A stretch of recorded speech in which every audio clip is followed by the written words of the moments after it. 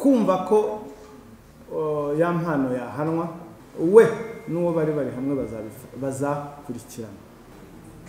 Ufata ibintu nka biriya ukabibika muri telefone yawe, ukabibika mu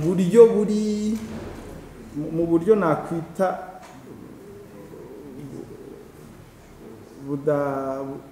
mu buryo burimo ubuteganyi buke. Ikindi, hari abantu tubivuga kenshi, hari abantu bitiranya uburenganzira bwo gutanga ibitekerezo. Tanga ibitekerezo byawe nta kibazo, ariko wibuke ubuzima bwite bw'abantu, wibuke icyo bita public order, ituze rusange rya rubanda. Ubundi hamaze gufatwa 5. Cyprien uzaba kiriho ari uzwi nka Djihadi. Dosiye ya Djihadi yoherejwe mu bushinjacyaha ko yari dosiye y'inyongera, izo bita subseka. Uyu mwaka wa 2025 yarezwe ibirego bigera ku 9. Ibinyamakuru biratubwira amakuru y'ibibera ku isi, abanyapolitike bakatubwira imigabo n'imigambi yabo, abandi nabo bakatubarira inkuru zabo nababo. Nyamara ariko hari andi makuru batatubwira.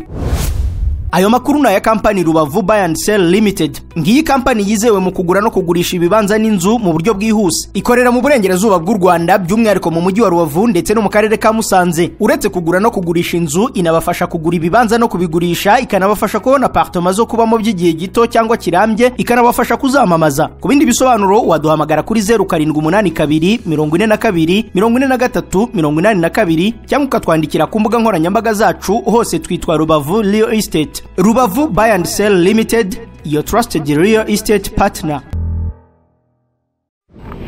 Kuri iri segonda nibura abantu 16,000 bari mu kirere mu ndege bava ahantu hamwe bajya ahandi. Kuzenguruka isi bisigaye byoroshye ku buryo uko turi miliyari 8 dusa naho turi abaturanyi kubera uburyo bwo gukora ingendo bisigaye bikorwa. Ikibazo nuko gutegura urugendo bigora. Gukora reservation ya tike y'indege, gushaka visa, ubwishingizi bw'urugendo. Amahirwe twagize nuko hari abantu bazobereye muri ibi bintu kandi biyemeje kudufasha. Abantu nka Ireme Travel Agents Limited, kompanyi nyarwanda iri mu zambere muri service zo gutegura ingendo, ubukerarugendo no kwakira abantu. Kompanyi yemewe n'ihuriro mpuzamahanga ry'ubwikorezi bwo mu ndege IATA. Niba wifuza kujya mu mahanga ku mpamvu izarizo zose, icyo bigusaba ni ugutekereza urugendo rwawe gusa, ubundi ukegera Ireme Travel Agents bakagukorera reservation ya tike y'indege, bakagufasha gushaka visa, bakagukorera reservation ya hoteli, bakagukurikiranira ibya assurance y'urugendo. Iyo uturutse mu mahanga cyangwa sujyayo, bagufata ku kibuga cy'indege ku giciro cya 50% cy'abandi babikorera. Ku bantu bari kure kandi bashobora kwishyura hakoreshejwe ikoranabuhanga, online payment. Tuguha link ubundi ukishyura. Ireme Travel Agency ikorera mu mujyi wa Kigali muri Mike, mu nzu yo hasi mu muryango wa G41.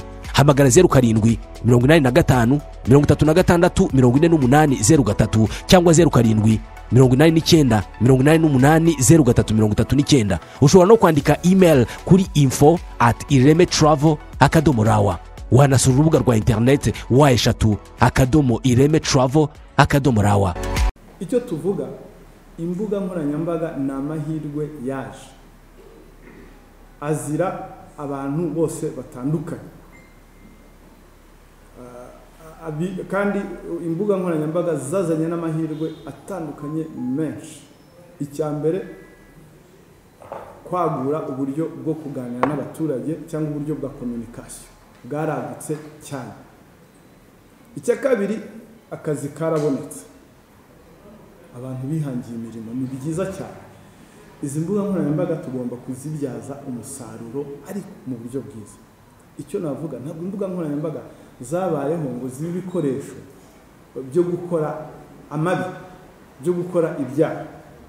Ikindi, ntabwo wowe ufite imbuga nkoranyambaga kuba wumva ko ngo ufite abagukurikira benshi, nibyo koko wabaye influencer, kuko kugira abantu barenga 200, 300, 500, 1000 kugera kuri za miliyoni, rwose ntabwo ubugisanzwe, buri umuntu udasanzwe. Kuko buriya iyo wanditse ijambo rimwe ku mbuga nkoranyambaga zawe ziriho abantu 500, 1000, miliyoni, ni nko gukoresha inama babana, nko kubicaza hamwe ukabakoresha inama. Ni ukuvuga ngo ibyo uvuga barabyumva. Icyo gihe rero ntabwo buri umuntu usanzwe, nawe ugomba kwitwara mu buryo budasanzwe mu buryo buri special, mu buryo influence ibitekerezo by'abantu n'imyumvire y'abantu. Wikoresha imbuga nkoranyambaga wibasira abandi. Ntabwo kuba ufite abantu bagukurikira, ntabwo ugomba gukoresha imbuga nkoranyambaga wibasira abandi ngo wumve ko ufite ubudahangarwa bwo kuba utakurikiranwa. Reka da, amategeko yabereyeho bose, yabereyeho twese. Uba uri umu influencer, uba utari umu influencer, upfa kuba ukoresha imbuga nkoranyambaga, ntabwo amategeko azagutinya rwose, habe na gato pe, habe na gato. Amategeko areba asubiza mu murongo babandi batanye. Ntabwo ari uburyo bwashyizweho ngo ujye ubukoresha utera abandi ubwoba, wibasira abandi, wagirana ibibazo na kanaka, ibibazo bisanzwe, ejo ukaza ukajya ku mbuga nkoranyambaga ukamukoronga. Ntabwo biguha ubudahangara. Buriya niyo mpamvu aya mategeko yabayeho yo kuvuga ngo kwirinda guhoza ku nkeke abantu. Ugasanga urirwa uhoza umuntu ku nkeke. Abantu basigaye bagenda bikandagira ngo abantu ngo batabafotora. Ese mwibuka ko abantu nubwo yaba ari uwo mwita umusitari cyangwa se ari celebrity cyangwa azwi, mwibuka ko uwo muntu nawe afite ubuzima bwite. Nawe afite ubuzima bwite, kuki umufotora utamubajije? Mwubahe kuba ufite imbuga nkoranyambaga ntibiguha uburenganzira bwo kuvogera ubuzima bwite bw'abantu. Mwubahe ubuzima bwite bw'abantu. Turabibasabye rwose, ubutumwa mu butange uko buri, kugira ngo tube mu gihugu twumva twisanzuye, tube mu gihugu twumva aho utagenda wikandagira ngo kanaka arambona, ngo kanaka ndaza kwisanga ku mbuga nkoranyambaga. Ujye muri resitora ushaka inguni wihishe ngo batakubona ko wasohokanye n'umuryango wawe. Rwose mureke abantu bisanzure, mureke abantu bisanzure, banezerwe mu buzima bwabo bwite. Izi mbuga nkoranyambaga ntizikoreshwe nk'ibintu byo kugira ngo, nk'uburyo bwo kugira ngo abantu bavogerwe mu buzima bwabo bwite. Ikindi, hari abantu, tubivuga kenshi, hari abantu bitiranya uburenganzira bwo gutanga ibitekerezo, bagateka ko uburenganzira bwo gutanga ibitekerezo nta mupaka bugira. Bugira umupaka, bugira irengayobora. Tanga ibitekerezo byawe nta kibazo, ariko wibuke ubuzima bwite bw'abantu, wibuke icyo bita public order, ituze rusange rya rubanda. Wubahe abana na bagenzi bawe, ububahe. Yego Theo. Murakoze ku bijyanye n'imbuga nkoranyambaga.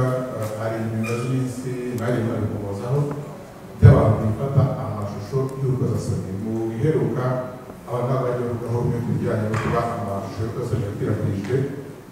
Abayifashe bamwe bavuga ko bayifashe bafite n'ubundi intensiyo yo kuyakwirakwiza, ko hatarigeze haboneka ingaruka zijyanye n'amategeko babonye izo gutanga serivisi n'ubwo mwabivuze. Ariko ese mu by'ukuri ntacyo amategeko ateganya ko bagombaga kuryozwa abafashe ayo mashusho, bigaragara ko bayifashe babishaka. Ikindi, ese abari gukurikirana nibo bayakoresheje kuruta abandi, cyangwa se hagenewe iki kugira ngo uyu munsi abatawe muri yombi bari batawe muri yombi? Murakoze. Akoze Theo, umwunganira muri igihe nababaza, hari batanu bamaze gutabwa muri yombi, iperereza rigeze. Ese hari abandi wenda muri gukurikirana, cyangwa bariya nibo mwafashe, nibo bahari bari gukorwa iperereza, cyangwa se bajyanwa mu nkiko? Ni koko nyine nashaka umwunganira kubaza iperereza ryikomeje. Murakoze. Theo na Emi, murakoze kuri icyo kibazo muvuga cy'amashusho y'urukozasoni twabonye yagiye azerera muri rubanda hanze. Ni amashusho ya wa muhanzi uwo rizagwira Florien, uzwi ku izina rya Yampano. Mu by'ukuri ubirebye, iyi kese ni scandal cyo bita scandal. Muri bagenzi bari aho ngaho ndabona hariho abifashe mu maso biteye isoni ko biteye isoni, ni scandal. Hari n'igihe dutinya uhura n'uburyo wavuga ku bintu nka biriya. Nk'ubugenzacyaha tukiyabona twabanje gukeka kuri musore ashobora kuba afite ikibazo, kuko utekereza ko ikibazo mvuga cyo kuba hari ibintu biri kumukoresha, kuko biragoye kwiyumvisha ukuntu umuntu yifata amafoto ari muri biriya akifata amashusho nk'ariya n'iminota ingana kuriya. Impamvu tuvuga ko ari scandal, we aravuga ati twari twabyumvikanyeho. Nibyo mushobora kuba mwari mwabyumvikanyeho, hari ibyo mwashakaga kuba mushaka kwibutsa ariko sinzi n'ibyo ari byo. Ariko mu by'ukuri ni bya bindi abantu bakuru bavuga ngo si iby'i Rwanda. Ufata ibintu nka biriya ukabibika muri telefone yawe, ukabibika mu buryo nakwita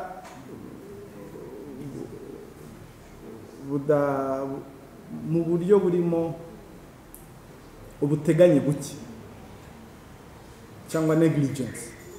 Ni ibintu tuvuga ko bidakwiriye. Ariko rero Theo, wenda mbanje gusubiza icyo warubajije kijyanye n'itegeko. Burya RIB ikurikiza itegeko uko riri, ntabwo ikurikiza itegeko uko ryagombye kuba rimeze bishingiye n'ibyo abaturage bavuga, kuko itegeko uko ryagombye kuba rimeze uko wabisobanura n'uko undi yabisobanura biratandukanye. RIB ikurikiza itegeko uko rimeze n'uko ryanditse. Mu Cyongereza bavuga ngo law as it is, not as ought to be. Uko ntekereza ryaba rimeze siko Theo watekereza ko ryaba rimeze, siko Emi watekereza uko ryaba rimeze. Niyo mpamvu itegeko ryandikwa rigakurikizwa kuriya. Ririya tegeko rero, ingingo ya 34 y'itegeko riteganya gukumira ibyaha bikorewe ku mbuga nkoranyambaga cyangwa ikoranabuhanga.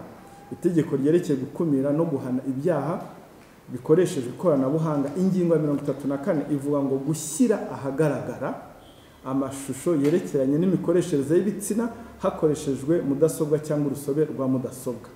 Ntabwo itegeko rivuga kwifata amashusho.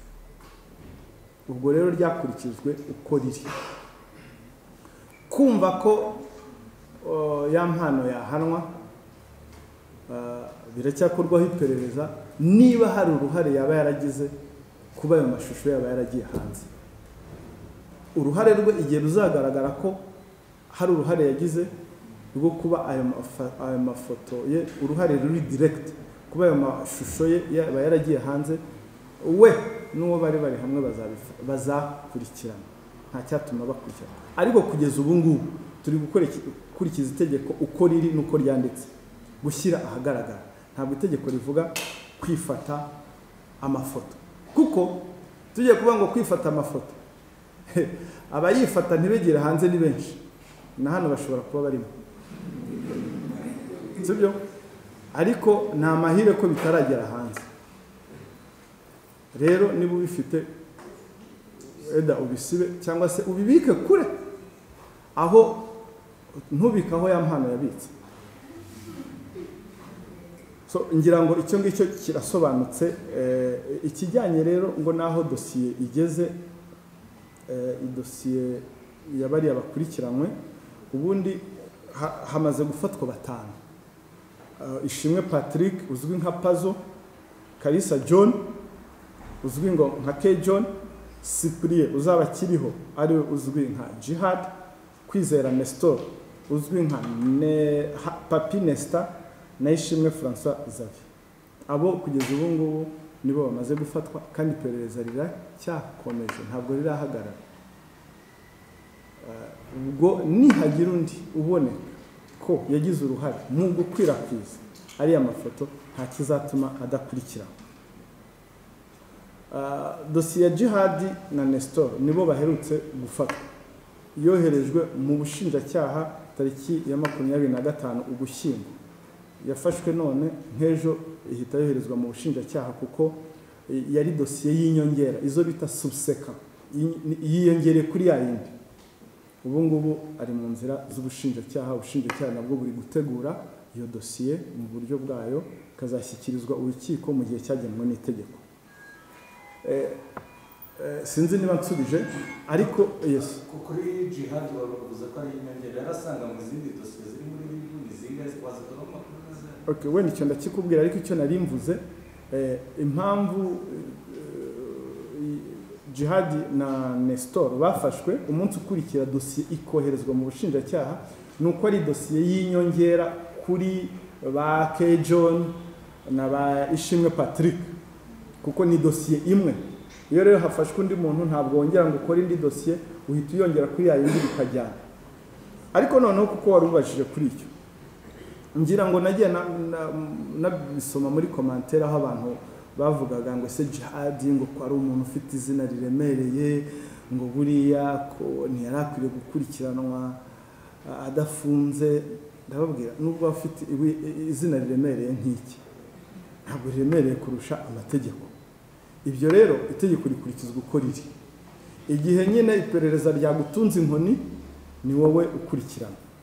Gusa ku mwihariko wa Djihadi nk'uko wari uvuze, wenda guhera tariki 18 z'ukwa gatatu muri 22 kugeza tariki 9 z'ukwa 11 uyu mwaka w'ibihumbi 2025 yarezwe ibirego bigera ku 9. Ibirego bigera ku 9, ariko mu busesenguzi bw'ubugenzacyaha 6 nibyo byari inshinjacyaha, 3 ni mbonezamubano. Mbonezamubano ubwo hasanze ari gusebanya cyangwa defamation. Ibyo ngibyo twagira inama bareze ko baca mu zindi nzira zitari za leta. Tariki ya 18 z'ukwa gatatu yarezwe gutangaza amakuru y'ibihuha, dosiye yoherejwe mu bushinjacyaha. 6 z'ukwa gatanu 2024 gukangisha gusebanya hifashishijwe amafoto y'urukozasoni cyangwa y'ubwambure.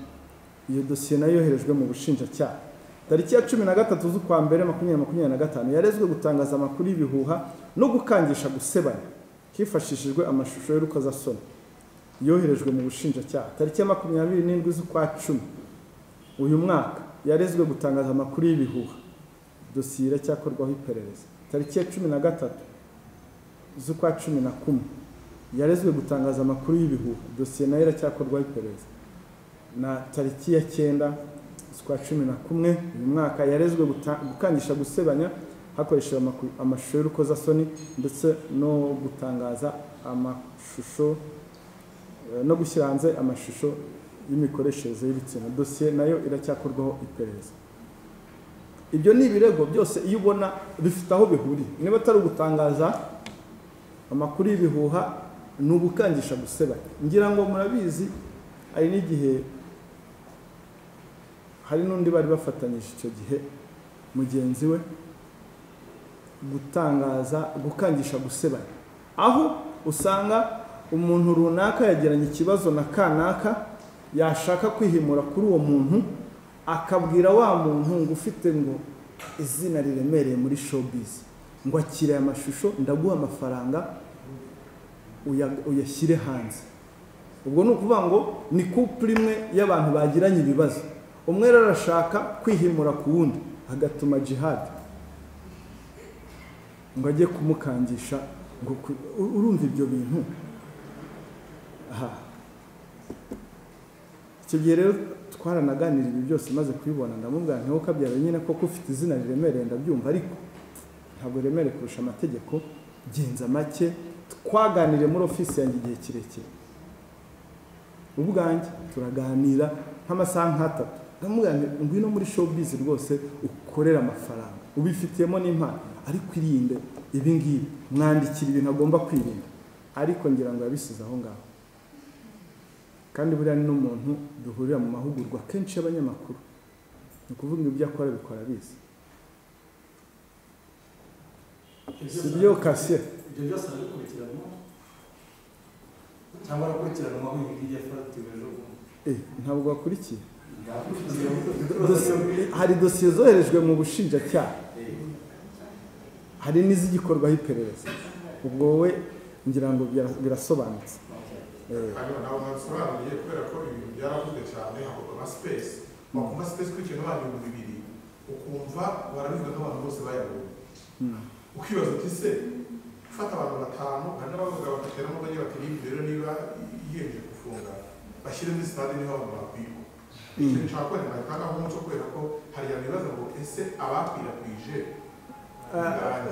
urabyumva Theo n'ikiganiro cyawe naracyumvise uvuga ngo mbese ngo hari n'abagenzacyaha babibonye wenda to make it clear twe niba twabonye ku mpamvu z'iperereza twabonye ku mpamvu z'iperereza burya nicyo navuze ntabwo dukora kuri assumption ubwo ni